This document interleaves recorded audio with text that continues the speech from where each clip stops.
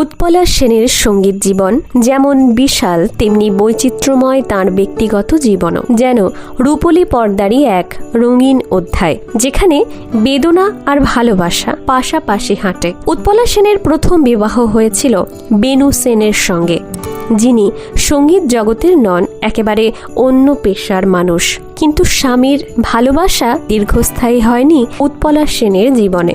অকালে বেনু সেনের মৃত্যু এসে নেমে আসে বৈধব্যের ছায়া। তখন কোলে একমাত্র সন্তান ছোট্ট আশিস।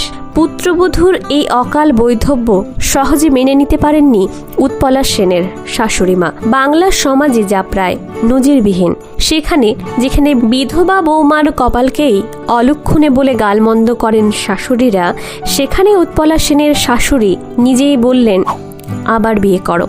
এমন সিদ্ধান্ত আজও বিরল, এবং এই সাহসী পদক্ষেপে তিনি শুধু বৌমার জীবনে আলো ফেরালেন না, সমাজের দৃষ্টিভঙ্গিতেও ছুড়ে দিলেন প্রশ্ন।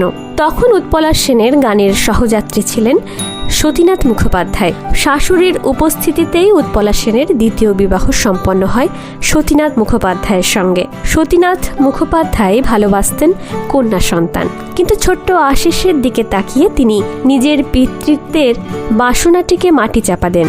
উৎপলা সেন এবং তার ছেলের জন্য সবটা নিঃস্বার্থভাবে করেছিলেন সতীনাথ মুখোপাধ্যায়।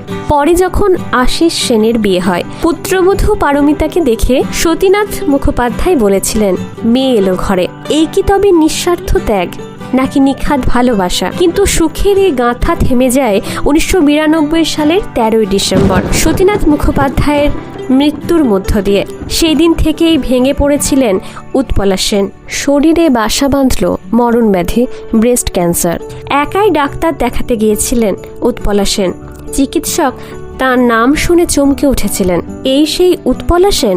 তখনই খবর ছড়ায় উৎপলা সেন অসুস্থ এবং অনটনে রয়েছেন।